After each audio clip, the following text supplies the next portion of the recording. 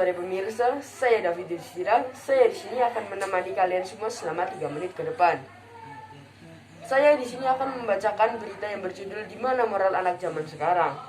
Awal Februari tahun 2018, kita dikejutkan dengan kematian seorang guru di Sampang. Hal ini bukan pertama kalinya terjadi di Indonesia. Indonesia sekarang sedang darurat moral dan karakter pendidikan. Karakter merupakan hal yang sangat penting untuk saat ini. Merosotnya moral bangsa Indonesia sangat drastis, seperti maraknya korupsi, tawuran antar pelajar, dan timbulnya fenomena disintegrasi bangsa. Dan mendorong pemerintah untuk menekankan implementasinya pendidikan karakter dalam pembelajaran semua mata pelajaran. Akan tetapi, semua usaha ini akan sia-sia jika tidak ada peranan dari orang tua dan masyarakat sekitar. Apakah moral anak zaman sekarang sudah dikontrol dengan baik? Ada apakah dengan anak zaman sekarang? Berikut penjelasannya dari KPAI. Ya, tentu pertama kali KPI menyampaikan ya bela sungkawa kepada keluarga Pak Budi ya. Tentu ini duka mendalam dan ini sesuatu yang memprihatinkan bagi dunia pendidikan di Indonesia.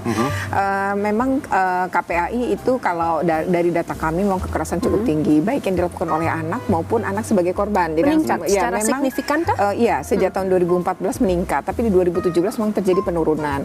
Tetapi kalau terjadi penurunan bukan berarti mungkin angka itu kemudian berkurang atau kejadiannya berkurang. Memang tidak gitu ya. Tetapi kalau berkaitan dengan ini sebenarnya memang apa yang dilakukan oleh anak sebenarnya tidak berdiri sendiri. Artinya ada pasti ada sebab penyebab. Nah, salah satu yang utama memang ini muncul tentu saja kita harus melihat pola pengasuhan bagaimana anak ini di rumah. Ya, artinya tiba-tiba di sekolah kan sikap dan perilaku itu tidak terbentuk begitu saja atau tiba-tiba. Itu ada sebuah proses panjang dalam hidupnya.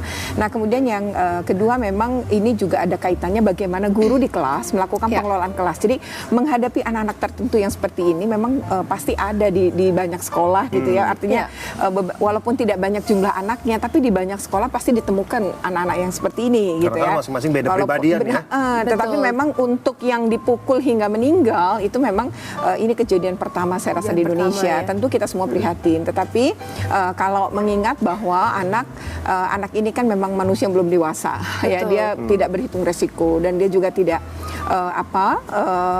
dia tidak menyangka juga apa yang dia lakukan. Dan memang kabar ada dua versi cerita ya. Jadi yang pertama adalah dia mengganggu teman yang lain tapi tidak ngikutin pelajaran, ditegur berkali-kali sampai kemudian gurunya mencoret dan terjadi pemukulan. Tapi versi yang kedua, anak ini sebenarnya sedang tidur. Nah, ketika tidur kemudian digambar oleh gurunya dengan menggunakan cat minyak, terus ada teman-temannya tertawa lah. Dia bangun dan dia mungkin merasa malu dan marah. Nah, apapun sih sebenarnya. Sekian berita yang saya sampaikan pada sore hari ini. Saya David, pamit undur diri.